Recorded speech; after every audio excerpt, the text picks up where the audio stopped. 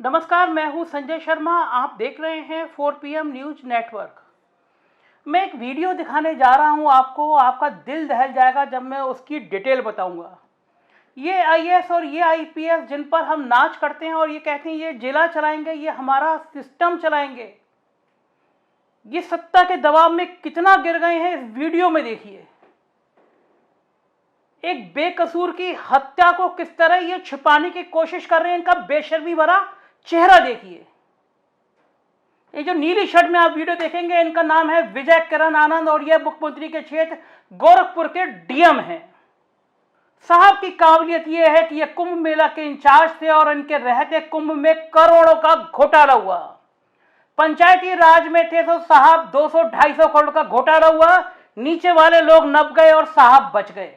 Basic शिक्षा विभाग में भी विजय किरण आनंद ने ऐसी गुल खिलाए हैं और आज ये उस विधवा को समझा रहे हैं कि मैं बड़ा भाई हूं, मुकदमा मत लिखाइए, परेशानी हो जाएगी, सालों चलते हैं। पहले ये वीडियो देखिए, फिर इनकी बेशर्मी की बातें करेंगे। तो आप कृपया करके निष्पक्ष तंत्र जांच करिएगा। इसके लिए मैं और कप्तान साहब स्वयं निगरानी करेंगे, ये मैं आपको आश्वासन देता हूं। मेरी बात इसमें रख लीजिए, मेरा अनुरोध मान लीजिए। मैं आपको एक बड़े भाई के कानून जो है इस पर आपको विश्वास और हमें भी, ठीक है, हम दोनों लोग मानते हैं। ये अनुरोध करूंगा कि विश्वास को आप मैं भी विश्वास रखता हूँ कि एक बार मुकदमा होने के बाद आपको अंदाजा नहीं है, मुझे पता नहीं कि आपको प्रक्रिया पता नहीं कि सालों तक कोर्ट में ये है कि उनका पहले से तो कोई झगड़ा था नहीं, वो गए थे वर्दी पहन के गए। मुझे बताया ना कि क्यों हुआ है, तो मैंने आपको दिया है, इसीलिए हम आपकी बात सुबह से सुन रहे हैं। मैडम ने मुझे कहा कि आप मुझे लंबित कर दीजिए, मैंने कर दिया और तब तक बहाल नहीं होंगे जब तक उनको क्लीन चिट ना मिल जाए। नौकरी में बार मुझे नौकरी उनकी नहीं चाहिए भैया, मुझे उनको पूरी तरीके से नौकरी से हटाइए। मुझे या तो मुझे जान के बदले जान चाहिए। आप साफ सीधे समझिए। रिकॉर्डिंग नहीं चल रही है भैया, रिकॉर्डिंग देखा आपने, सामने जो महिला बैठी है उसका पति 2 दिन पहले तक जिंदा था, 4 साल का बच्चा है, 5 साल पहले शादी हुई, अपने पिता का इकलौता पुत्र था। कसूर क्या था? कसूर था कि मुख्यमंत्री के क्षेत्र गोरखपुर में आया था, घूमने आया था, कुछ व्यापार की बात करने आया था। एक इंस्पेक्टर थे JN सिंह, बताया जाता है शराब के नशे में धुत थे। गोरखपुर में ऐसे कई सिंह हैं जिनके कारनामे सामने आते रहते हैं। इंस्पेक्टर साहब को पता चला रियल एस्टेट का काम करने वाले 3 लोग एक होटल में रुके हैं, होटल भी प्रतिष्ठित था। इंस्पेक्टर साहब रात के 1 बजे 2 बजे पहुंच गए और दरवाजा खटखटा दिया कि चेकिंग करनी है। ऐसी कौन सी चेकिंग थी? क्या उस दिन जिले के SSP ने फरमान जारी किया था कि सारे होटलों की चेकिंग करो? उस होटल में सिर्फ वही कमरा क्यों खुलवाया गया? SSP साहब को मैंने पूछा नहीं अपने इंस्पेक्टर से, क्या तुमने इसलिए खुलवाया कि रियल एस्टेट के नाम पे कुछ कैश मिल जाएगा वहां रखे हुए? कभी कोई अपराध नहीं था मनीष पर। उसने बस इतना पूछ लिया कि सब चेकिंग हो गई, आप संतुष्ट हैं? इस तरह आप रात को डिस्टर्ब क्यों कर रहे हैं? नशे में धुत इंस्पेक्टर को और उसके मातहत को कुछ नहीं मिला तो पीट पीट के मार दिया गया मनीष को। ये मिर्जापुर, चंदौली, बदायूं, बरेली की घटना नहीं है, ये गोरखपुर की घटना है, ये मुख्यमंत्री के इलाके की घटना है। होना यह चाहिए था, जैसे ही घटना सामने आई तत्काल सारे पुलिस वालों को सस्पेंड करना चाहिए था, गिरफ्तार किया जाना चाहिए था।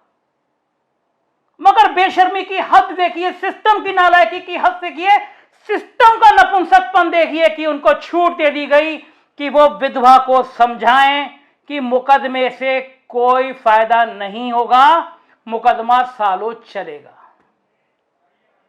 ये मिस्टर विजय किरण आनंद, ये आईएएस हैं। आज इनके घर वाले, आज इनके परिजन, आज इनके समाज के लोग, मैं कहूंगा आज इनकी आईएएस बिरादरी के लोग देख के शर्मिंदा होंगे कि इतना गिरा हुआ व्यक्ति आईएएस है जो एक विधवा को समझा रहा है कि मुकदमा मत लिखाओ अपनी पति की हत्या का। मुझे आज सवाल खड़ा करने का मन कर रहा है आईएएस एसोसिएशन का कि ऐसे नागर आईएएस पे सवाल क्यों नहीं पूछ रहे कि तुम्हारी जिम्मेदारी थी, तुम इमीडिएटली मुकदमा लिखवाते, जिले के मालिक हो, जिलाधिकारी हो, तत्काल मुकदमा लिखाते, तत्काल पुलिस वालों को गिरफ्तार कराते।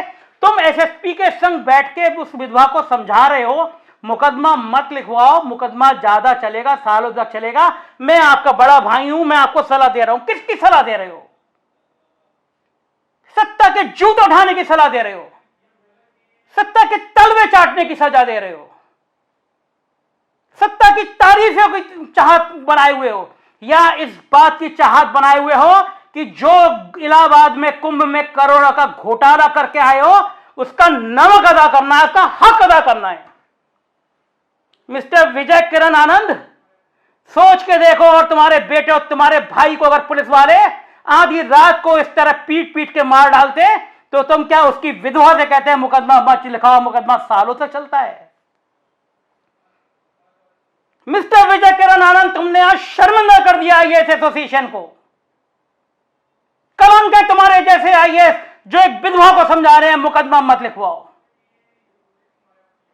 कलंक है तुम्हारे जैसे आईएएस जो वीडियो देख के कह रहे हैं रिकॉर्डिंग मत करिए। बहन जी, क्या डर है रिकॉर्डिंग करने में?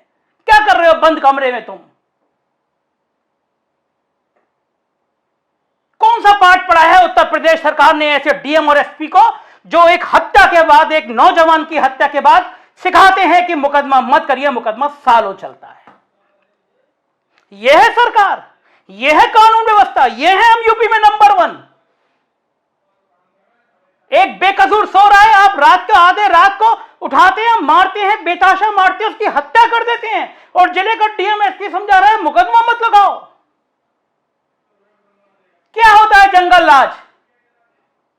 गोरंग गोमती नगर लखनऊ में एक विवेक तिवारी अपनी एक मित्र के संग जा रहा होता है, रात के 2 बजे पुलिस वाले रोकते हैं और पूछने के बाद उसको गोली मार देते हैं। यह है ठोको नीति। इसी ठोको नीति का परिणाम है कि गोरखपुर में होटल में निकाल के मनीष को पीट पीट के मार दिया जाता है। कौन करेगा इसकी जांच? जब जिले का डीएम और एसपी इतनी बेशर्मी के साथ, इतनी बेहयाई के साथ, इतने नाकारापन के साथ, इतनी नपुंसकता के साथ एक विधवा को समझा रहा है मुकदमा मत लिखाओ क्योंकि सालों लगते हैं। सच बता रहा हूं कि मैंने इससे नाकारा कोई आईएएस अपनी जिंदगी में नहीं देखा। दिल दहल रहा है जब वो महिला 4 साल के बच्चे के साथ रो रही है, बिलख रही है, न्याय मांग रही है। देखिए ये वीडियो। दोस्तों ने भी दिखाया, उन्होंने भी दिखाया, उनके 2 दोस्त हरियाणा के तो उन्होंने मजाक में बोल दिया कि हम क्या आपको आतंकवादी दिखते हैं? तो उन्होंने कहा हम पूरा कमरा चेक करेंगे। भाई हुआ चेक कर लो, चेक कर लिया। वो पुलिस वाले इतनी खुन्नस होते कि गुस्से में देख रहे थे, बहुत बुरी तरह बिहेव कर रहे थे, तो जाते जाते उन्होंने बोल दिया भाई संतुष्टि होगी कि बाकी? उनका ये बोलना उन लोग के लिए काल हो गया, मेरे पति के लिए तो वही है। फिर उन लोग पुलिस वालों ने सबको मारा, उसमें मेरे पति घायल हो गए, वो वहीं जमीन में गिर गए, उनका खुद खून बहा। पुलिस वालों ने कुछ भी एक्शन नहीं लिया। होटल के बाहर? हाँ, होटल के बाहर। फिर बहुत देर बाद उन्होंने उस मनीष को उठाया, मेरे पति को उठाया, और बगल में जो पास वाला हॉस्पिटल था वहाँ लेके गए, तो वहाँ से उन्हें तुरंत रिफर कर दिया गया कि यहाँ नहीं हो सकता। फिर लाकर यहाँ मेडिकल लाए यहाँ पे, लेकिन मेडिकल कॉलेज में आए नहीं थे क्योंकि हमारे पास ऐसी कोई सूचना आई नहीं थी। हम लोग ने भी यहाँ लोग भेजे थे, लेकिन वो आए नहीं थे।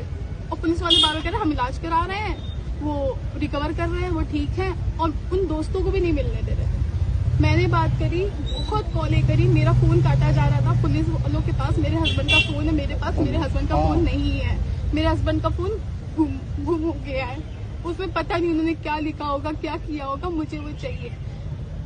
मेरे हस्बैंड का, मैं कॉल कर रही हूँ, हस्बैंड का फोन बार-बार काट रहे थे। इस रोती हुई महिला के गोद में बच्चा देखा आपने? इसकी चीखें सुनी? पहाड़ जैसी जिंदगी विधवा की। दर्द देखिए, कैसे कैसे दर्द के संग कह रही है। देखिए ये एक बार और इसका रुदन।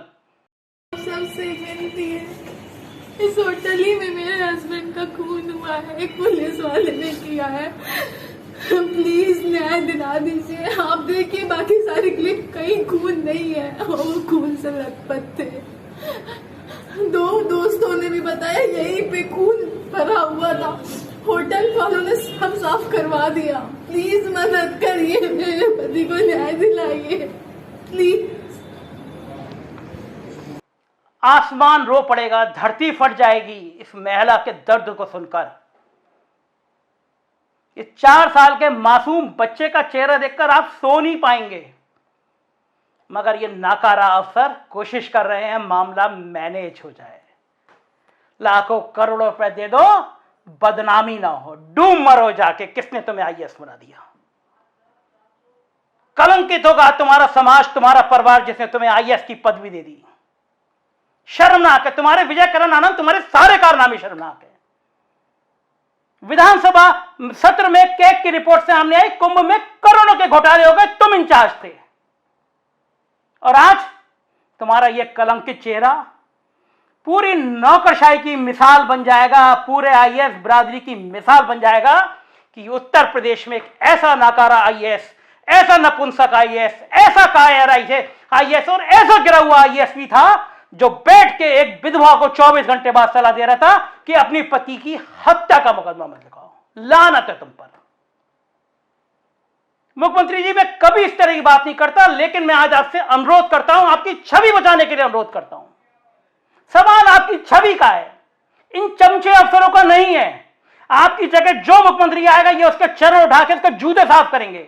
इनकी नौकरी में इन जैसे अफसरों को सिखाया गया है, ये घोटाले करेंगे, दूसरे मंत्री के, मुख्यमंत्री की जूते साफ करेंगे। लेकिन बात आपकी साख का है, आपके सवाल का है, आपके क्षेत्र की साख का है, गोरखपुर का है, जहां पे आपका मठ है, जिसकी करोड़ों लोग दिल से इज्जत करते हैं, पूजा करते हैं, उसकी आस्था का है। सस्पेंड करिए इमीडिएटली इस डीएम और एसपी को, जो ये विधवा को समझा रहा है मुकदमे मत करो।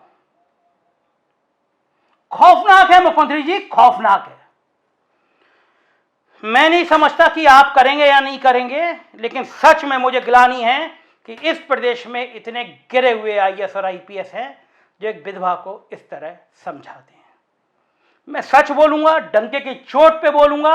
हो सकता है मेरी बातों पे तकलीफ हो, लेकिन पत्रकार का काम होता है सच बोलना, और 4 PM इस बात का साक्षी है कि हम सच के अलावा कुछ नहीं कहते। देखते रहिए 4 PM न्यूज नेटवर्क, सब्सक्राइब करिए, क्योंकि जिस कारण से, आपकी ताकत से मैं ऐसे भ्रष्ट लोगों की बात कह पाता हूं। Thank you.